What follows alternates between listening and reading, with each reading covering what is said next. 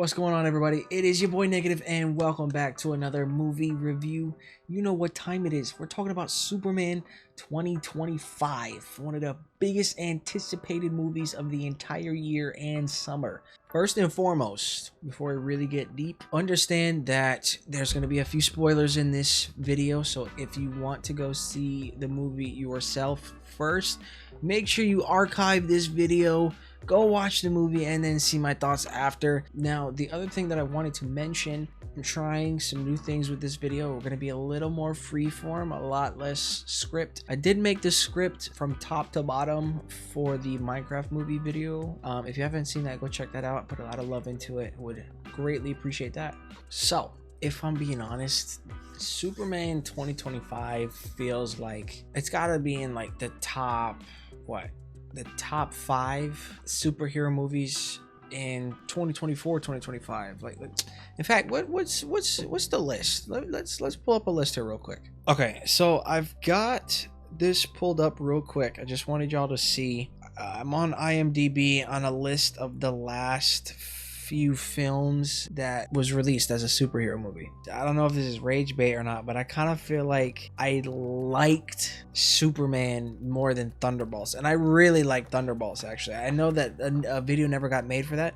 I'd be down to still do that. If you guys are still interested, let me know.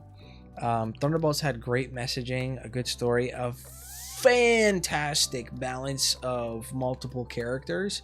You haven't seen that since Guardians of the Galaxy. Like, we could talk about Endgame and Infinity War.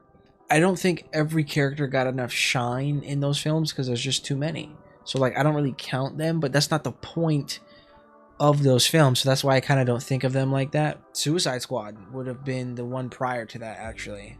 Hands down, better than Captain America Brave New World. It's just a Hulk movie with Captain America slapped in it.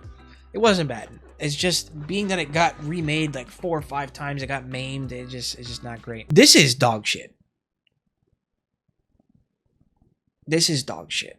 Aaron Taylor Johnson is a fantastic actor. Whoever wrote this script was like actually doing it with one hand while taking a shit. So, sorry, not sorry. I mean, to be honest, I've gone back and watched Deadpool and Wolverine multiple times, and I think that it's not untouchable. And there are small spots where it's like, but I really did like Deadpool and Wolverine, so that may be above Superman. I'd have to I'd have to rewatch Deadpool and Wolverine again with that in mind, like trying to put it above or below, you know. But that's definitely in the upper echelon. Aquaman, The Lost Kingdom actually wasn't bad for those who saw it. I actually liked the film, but it's better. We're not talking about this. We're not talking about this movie. Blue Beetle was okay. Flash was dog shit. Guardians of the Galaxy Volume 3 was actually very good. That's also in that like top 5. I never saw Shazam, Fury of the Gods. Ant-Man and the Wasp: Quantumania was dog water. So, Superman is a really good movie. All right, I know we've had a lot of garbage being pumped out, so you may be like, the bar's not that high. It's not that high. What are you talking about, Negative? It's not that high. It's fantastic. You have to go watch this film, and I'll tell you why. So we're going to split this into a couple different sections. The first being the cast and the characters they are playing. I definitely feel that some of the actors' performances deserve to be talked about, and is more reason why this film has done well. Now, I've got a few honorable mentions. First being Maria Gabriela de Faria.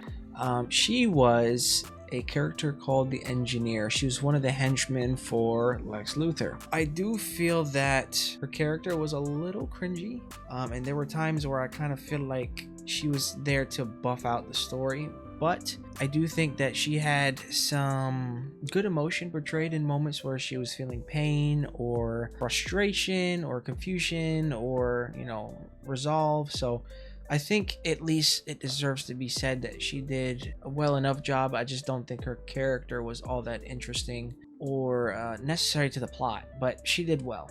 The other honorable mention I wanted to shout out was Skylar Gisondo. He was playing Jimmy. Jimmy is another reporter at the Daily Planet. He was used for mainly comic relief and a plot device to kind of helped turn the story along. I definitely think that, you know, he was a welcomed addition to the film, but again, not a absolute necessity. This is nothing that Lois Lane could not have done, but I do feel that, you know, he was funny, and I didn't feel like he was on the screen for too long or anything like that. So I think they handled him well, and he deserves a little shout out. So we've got one of our first major heroes in the film, Hawkgirl. Hawkgirl was played by Isabella Merced. Unfortunately, I feel like Hawkgirl, for being one of the more largely known side characters, was very underbaked and didn't get a lot of attention. I felt that her presence was a bit weak when it came to the Justice Gang, aka the early makings of the Justice League. That comprises of Hawkgirl, Guy Gardner, Green Lantern, and Mr. Terrific. I felt like she didn't really have a lot of speaking lines that were of necessity. I kind of felt like if you wiped her from the film, it would still have the same rating for me. I just felt like she was just an additive. She wasn't really comic relief. She was kind of someone to bounce comic relief off of for Guy Gardner, because, you know, that's essentially what Nathan Fillion was for in this film, but we'll get to that later. Overall, she had no character arc, she had no struggle, she had no issue, anything like that at all. I know this is not her film, but she was definitely underbaked compared to the other two, 100%. Speaking of Green Lantern Guy Gardner, played by Nathan Fillion, one of the GOATs, one of the absolute GOATs of the film film industry, I guess, because I think also Guy Gardner was put in the trailers a lot more, making it feel like he was a more instrumental part of the story. I'm glad he wasn't. I think Guy Gardner was portrayed well. Like, there was a couple moments where he's out there destroying tanks, and he's creating constructs of hands, kind of like backhanding tanks, and like flicking off groups of people. Like, it was there were moments where, like, it was really charming and funny. I think overall the bits that they gave him worked well, and he'll be fun to see in the future. I hope that he won't be all games. I do feel like for the most part, again, it's not his film, his show, but he didn't really have any adversity. So it was just kind of him as a presence and as like a way to tie a loose end, because there were a lot of different elements in this film that needed to be wrapped up. Overall, Guy Gardner was cool and a lot bigger than Hawkgirl. Now, to round up our little Justice Gang, we've got Eddie Gathetti playing Mr. Terrific. I was blown away. I mean, James Gunn had done it again. What the hell was that? For a character that not many people knew of, I love it. I absolutely love it. Eddie Gathetti killed that. I mean, he was probably the most instrumental side character outside of Lois or Lex. It was more than just carrying the plot along, you know. I felt that he was charismatic in his own unique way. I thought his abilities were very cool. I thought his fight scene portraying his, you know, his skill was fantastic, his intellect, all of that stuff. I really think that he was a major player, and the film would not have been the same without him. So I'm not saying he's forefront and center, definitely not, but I think they did a fantastic job integrating him into the script, the writing, the scenes, all that stuff. It was a very good job, and I appreciated him being there.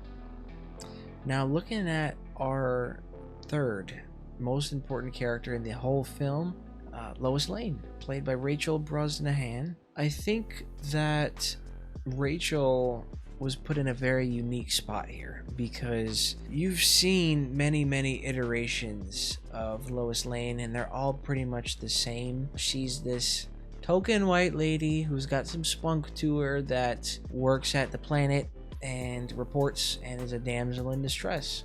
But Lois was a lot more emo. That's how I would put it. She was a lot more emo than any other iteration that I've ever seen. I'll be honest, I'm not going to say I know the true core to Lois Lane's character across the board. From what I understand and what I have seen in shows and movies, she's kind of just an emotional anchor for Superman rather than her own person. And I do feel like they gave her a little bit more personality in this. She had a lot of good scenes across from David, and even scenes that she led herself. So I really do feel like her and two others really did well. Speaking of the two others, we have to talk about the elephant in the room before we get to our main character. Lex Luthor was gratifying. I think Nicholas Hoult absolutely ate that shit up all the way. Now look, we come from an era where Jesse Eisenberg is our most current Lex Luthor, and I think that he absolutely did not fit. I mean, they tried to fit a circle peg into a diamond hole. Like, it was just not it for me. I really felt like he felt like a rabid dog. Like, he just, like, it was horrible. It was absolutely horrible. And like, I just wasn't messing with it at all. I wasn't. Lex Luthor, from how I know him, mainly from the 2000 Superman show, a very poised and clever person, right? Now, Nicholas Hoult, I felt, was a really peculiar pick, and I really didn't know how to feel about him leading up to the movie, right? Throughout the film, they display first his charisma, his intellect, his superiority of the mind. Brain beats brawn, But over time, we're given more and more insight into his insatiable drive, his boiling rage on the inside. And I really think that there were a lot of moments where the film delivered more than enough on selling our new Lex Luthor. I don't think that Nicholas Hoult fully looks the part. I think that is as close as they're going to get with him, but I definitely think he absolutely killed the part. He killed the part as best as he could. I think he did a fantastic job. He had a good script. He had a good emotional range. I loved it. I absolutely loved him in this role. So I really think that what James Gunn saw in him, I saw it too. Everybody should have seen it. So I think he did a good job. There's nothing more to be said. Now, with every antagonist is a protagonist. So last but not least, David Corenswet. If I'm honest, I wasn't 100% sold on David at first in terms of the look, right? Because you've got many, many iterations of Superman that more or less felt like Superman. Everybody's big comparison is obviously the role prior to him. Henry Cavill really did fill the role in his own way. However, believe it or not, I think I like David just a little bit more than Henry Cavill. In his own way, right? I don't think that David looks more like Superman than Henry Cavill would or does. It's really the script that did it for me, right? The script and David's acting. I felt so much compassion, care, confusion, embarrassment, internal struggle. I felt all of that stuff with David, and we never really saw that with Superman Henry Cavill outside of having to snap Zod's neck or losing his dad, but it paled in comparison to the complexity of David. So I think David has made a name for himself in his own right. I do think that they did a fantastic job, and I think it's safe to say, I'm all for our new Superman. And it's not often that you feel that way nowadays, because I'm still not sold on Tom Holland, which is a whole different barrel to crack into later on. But ultimately, I really feel that there were a lot of well-delivered roles, and this film simply would not have done well without him.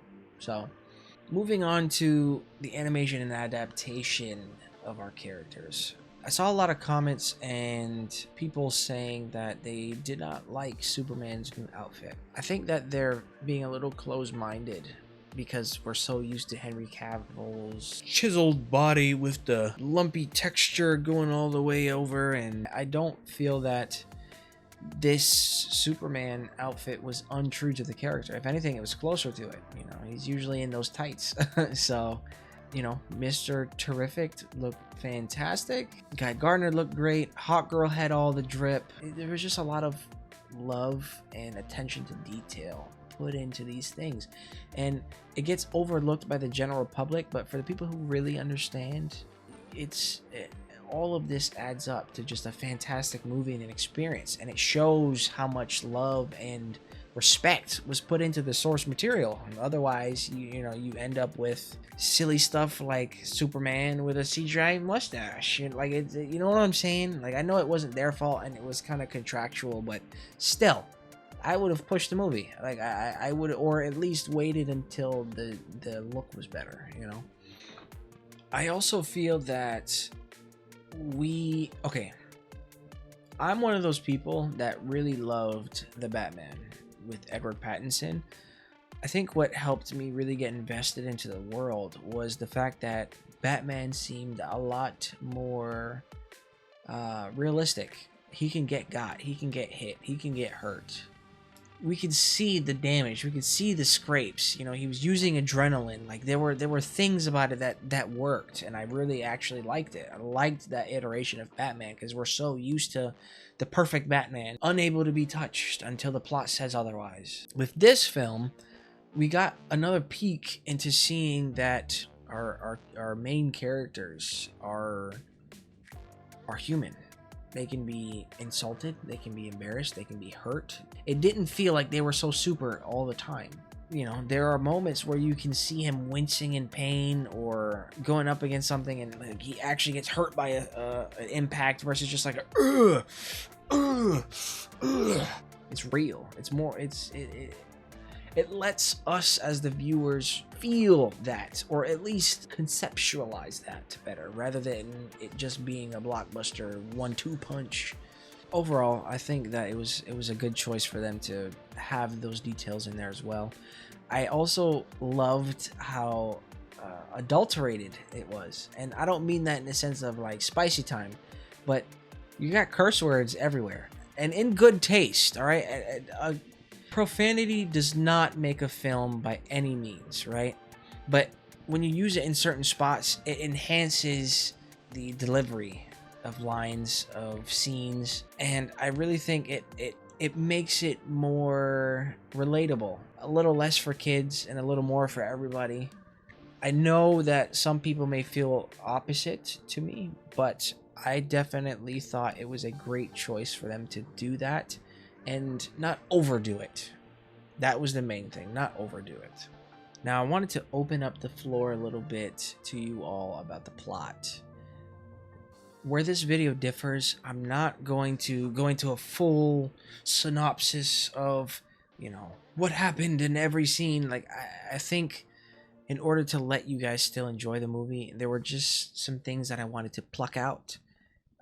So obviously there will be a little bit of spoilers, but it's not going to be something where you're spoon-fed everything. And I hope that it is interesting enough that it makes you want to see the film.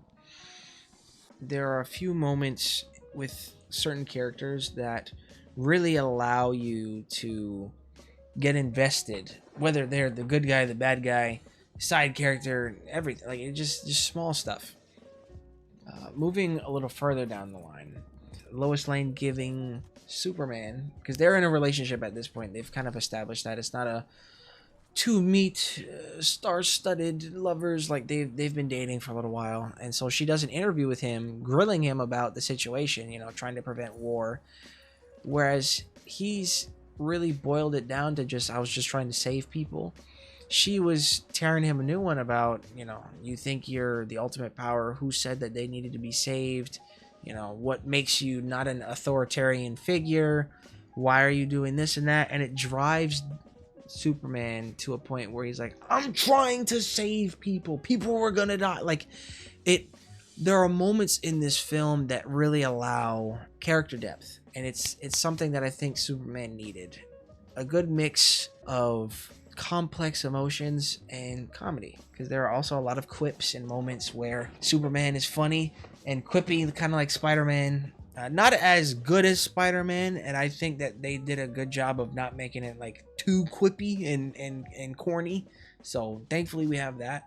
The last bit I would say is scenes where they show Superman's real compassion, fighting against monsters. He's saving people, stopping buildings from getting crushed, saving a squirrel from getting stepped on, like little stuff like that, where it's like you would never see Henry Cavill's Superman worry about it. He's too busy killing things, you know what I'm saying? And I really think that adds a nice touch to it.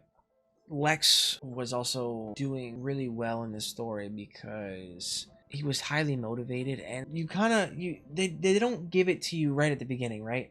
The story doesn't shove things in your face, or they don't try to impose concepts on you just because they said it's there.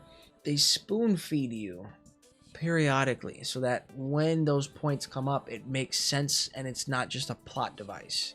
For example, Lex Luthor has this really impactful scene at the end where he's going on this monologue about how he winces at being the same name as like Galileo, Einstein, you know, all of these big philosophers and influential people throughout all of history.